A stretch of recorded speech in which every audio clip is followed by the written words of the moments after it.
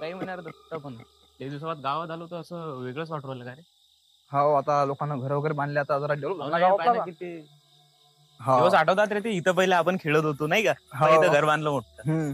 ते शाळेवर तर जास्त मजा चालत होती रे बा. शाळेवर हा गंमत. ते आकाशी पाळणा वगैरे होता तिथं, ते झोके खेळत होतो. तू पडला होता का रे, आठवते का? हो अरे वा भयंकर झालं लय तिथे. दिवसावर आलोय.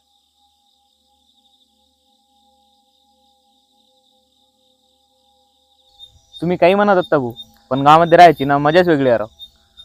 जसं दिसायचं नसते भावा. भले गाव सकाळी शांत असलं, रात्री मात्र खतरनाक होते. रात्री काय होतं रात्री असं? प्रत्येक गावची एक ना एक स्टोरी असते. जशी आपल्या गावची पण एक स्टोरी आहे जी आतापर्यंत कोणाला समजलेली नाही आहे. स्टोरी? कसली स्टोरी आहे गावची?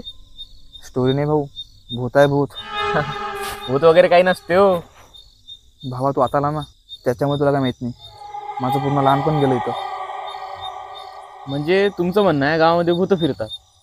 मग कुठं आहेत ती भूत, दिसत का नाहीत आपल्याला? कारण की भावा त्यांचा टाइम झाला नाही. 9 वाजले की तिकडनं आवाज येतात. आवाज तिकडनं कुठं आवाज येतात तो? बस झालं, 9 वाजले. चल आता घरी, घरचे वाट पाहत असतील. अरे पण पण काय नाही, चल घरी लवकर, आता घरचे वाट पाहत असतील. अरे मला 1 मिनिट घरी कॉल तर करू द्या, फक्त 1 मिनिट थांबा. मी काय म्हणतो, जिथं आपण उभा आहो ना, हे काही साधारण जागा नाही आहे. तो समोरच शमशान वाटा आहे, जिथं गावातले लोक जाळतात. आणि ती बाई इथूनच गावामध्ये येते. कोणती बाई? वायफाय काही नाही. मी काय म्हणतो, ही जागा चांगली नाही आहे, तू घरतून बोल. अरे आलोच 1 मिनिटात, तुम्ही जा समोर, मी आलोच 1 मिनिटात, फोनवर बोल. बरं लवकर या. जा तुम्ही, हा तिथं थांबा, आलो. हो मी थांबतो इथं. हे गावातले लोक पण ना काही पण बोलतात. भूत वगैरे कुठं असतात करा.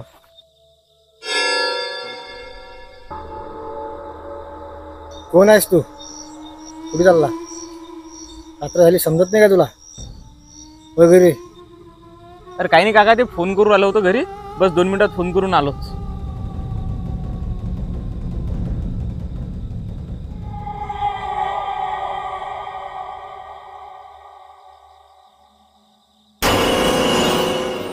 काका तर गेली वाटते बा घरी. हॅलो, हा बोल ना मम्मी. नाही का, जेवण बाकी आहे अजून. तुझं झालं का? बसलेला होतो का बाय? हो, जातून लवकर घरी जातून. ठीक आहे, कर मग आराम.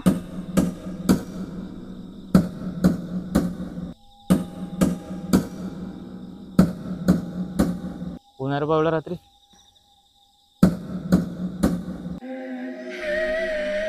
अरे बा, ही कोणती बाई आहे बा एवढ्या रात्री?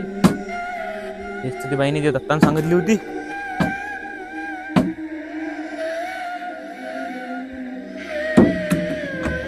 कोण आहे? कोण आहे? वाचो वाचो वाचो वाचो, दत्ता दत्ता.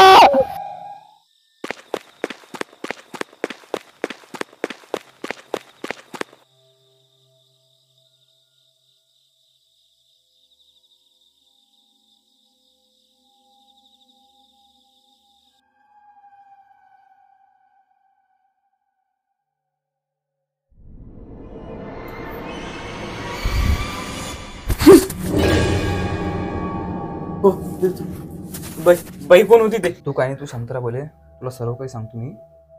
दादा,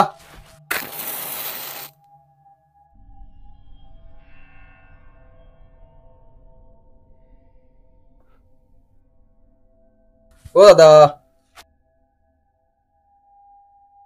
उठला का? हो. काय म्हणे ती बाई?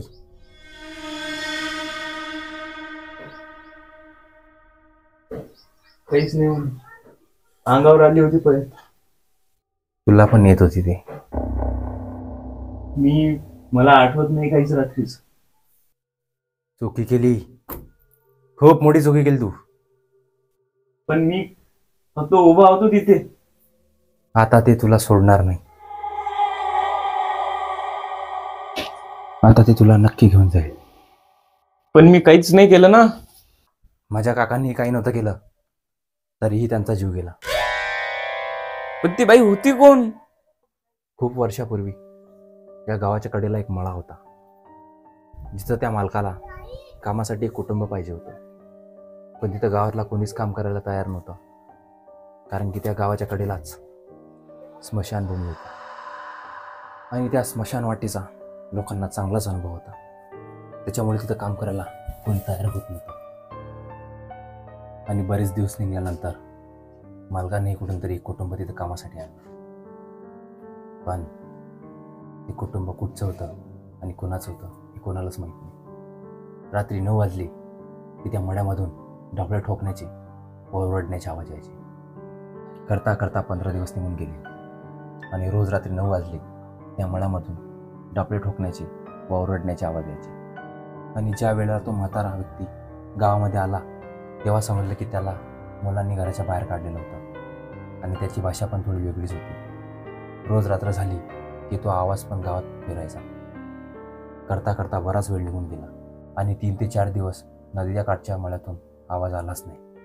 गावातल्या लोकांना वाटलं की ते गावाला गेले असतील, पण तिथे काय झालं होतं हे कोणाच्या लक्षात आलं नाही. आणि मालकाचा हे चक्कर 8 दिवस शेतामध्ये झाला. ज्या वेळेस मालक शेतामध्ये येतो तेव्हा त्याला मळ्याचे गेट उघडे दिसते आणि जेव्हा तो त्या म्हाताऱ्याला आवाज देत मळ्याच्या मधोमध असलेल्या त्या टिनाच्या शेडजवळ जातो तेव्हा त्याला सडलेला वास येतो. मालकाला जशी शंका येते तसेच तो गावकऱ्यांना ताबडतोब बोलावतो आणि त्या टीन शेडचे दरवाजे तोडून आतमध्ये शिरतो. तर जेव्हा तो समोर बघतो तर काय, दोन्हीही दाम्पत्यांनी गळफास घेऊन आत्महत्या केली होती आणि त्यांना पूर्ण 4 दिवस झाले होते. गावकऱ्याच्या सहाय्यानेच त्यांना तिथेच माती दिली आणि तिथून पासून गावाचा नक्षा बदलला. गावामध्ये 1 महिना पूर्ण भीतीचं वातावरण निर्माण झालं होतं. त्या दाम्पत्यांनी असं का केलं व त्यांच्यासंग काय झालं होतं हे कोणाला समजलं नाही. त्यानंतर जो आवाज रात्रीचा हरवला होता तो पुन्हा 9 वाजता चालू झाला. रोज रात्री 9 वाजली की त्या मळ्यामधून डफळ्याचा आणि ओरडण्याचा आवाज चालू झाला. बऱ्याच लोकांना असा प्रश्न पडला की बहुतेक मालकाने तिथं नवीन दाम्पत्य किंवा एक कुटुंब ठेवलं असेल, पण तसं काहीच नव्हतं. त्यावेळेला काही गावातली मुलं पेरू चोरण्यासाठी त्या मळ्यामध्ये गेली होती आणि जेव्हा ते आतमध्ये जातात तेव्हा आधीच त्यांना कोणतरी मळ्यामध्ये आहे असं दिसते आणि जेव्हा ते त्यांच्याकडे पळत जातात तेव्हा तिथं कोणीच नसते. जसे ते मागं बघतात तर त्यांच्याकडे कोणतरी धावत येत आहे असं त्यांना दिसते आणि तेवढ्याच भीतीने ते मळ्याच्या बाहेर पडायला लागतात. पण ते मळ्याच्या बाहेर न पडता ते मळ्याच्या मधोमध असलेल्या त्या टिनाच्या जवळ पोचतात. जेव्हा ते त्या मळ्याच्या मधोमध पोचतात तेव्हा त्या टीन शेडच्या मधून एक त्यांना दिवा दिसतो जो त्या घरामध्ये लागलेला असतो आणि त्या घरामध्ये असं वाटतं की कोणतरी धावपळ करत आहे आणि आतमधून जोर जोर घोरण्याचा असा आवाज येतो. आणि त्यानंतर काय झालं हे कोणाला समजलं. आणि मागच्या वेळेला ज्या मळ्यामध्ये 3 मुलं चोरी करण्यासाठी गेले होते त्यामधून फक्त 2च जण वापस आले व एक तिथं गेला आणि तो जो मरणारा होता तो माझा काका होता. बऱ्याचशा लोकांना वाटलं की त्यांना हृदयविकाराचा झटका आला, पण मलाच माहीत आहे की त्यांची मृत्यू कशी झाली होती. त्याच्यामुळे ज्या आतापर्यंत ती बाई ज्यालाही दिसते ना त्याला मारल्याशिवाय राहत नाही. पण तुझं नशीब की तू वाचला. मग गावातल्या लोकांनी त्याच्यावर काही उपाय काढला नाही का? काढला, उपाय पण काढला होता. ज्या टाईमला या गावाचे सरपंच होते त्यांनी एका महाराजांची भेट घेऊन ज्या परिसरामध्ये त्या म्हाताऱ्यांची मृत्यू झाली होती तिथं हनुमानजीचे मंदिर बांधायला सांगितले होते आणि त्यानंतर लोकांनीही 3-4 महिने चांगल्या आस्थेने तिथे पूजा वगैरे केली. पण त्या महात्म्याने एक गोष्ट आणखीनही सांगितली होती, जर का त्या मंदिराची पूजापाठ जर बंद झाली तर तुमच्या गावावर खूप मोठे संकट येणार आहे. आणि झालेही तसेच. 3-4 महिन्यानंतर जे लोक आस्थेने पूजा करायचे ते एकदम करणे विसरून गेले आणि ती बाई पूर्ण गावामध्ये लोकांना दिसू लागली. आजही बरेचसे लोक आमच्या गावामधले गायब झालेले आणि तुला जे दिसली ना काल ते काही साधारण शक्ती नव्हती, ती तुला मारतच होती. पण तू वाचला, तुझं काय नशीब काय माहिती, पण ते येणार आहे, नक्की येणार आहे. मग आता माझं कसं होईल ते तर मला माहिती नाही, पण रात्रवाच्या उद्या गावामध्ये तू निघून जा, कारण की जर रात्र झाली आणि या गावामध्ये तू तुला दिसला तर ते नक्की तुला हानी पोचवेल. आणि हो, गेल्यानंतर जर रात्री तुला जर असं काही आढळलं तर तिथं बसून हनुमान चालीसा म्हण, ते तुला काहीच करणार नाही. आणि दुसऱ्या दिवशी मला सांग, आपण त्या महाराजाकडे जाऊन त्या गोष्टीचा उपाय काढू. ठीक आहे, आरामशीर जा, रात्र होण्याला जास्त वेळ राहिलेला नाही. चल जा.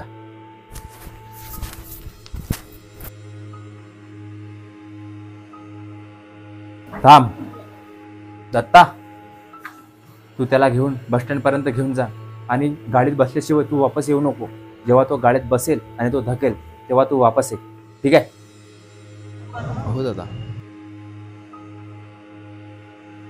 विजयला जी शक्ती दिसली होती ती काही नॉर्मल नव्हती. आणि यापुढे विजयसोबत काय घडलं आणि त्याच्यासोबत काय होणार होतं जर बघायचं असेल तर आमच्या चॅनलला सबस्क्राईब करा आणि व्हिडिओला लाईक करून कमेंटमध्ये पार्ट 2 नक्की लिहा.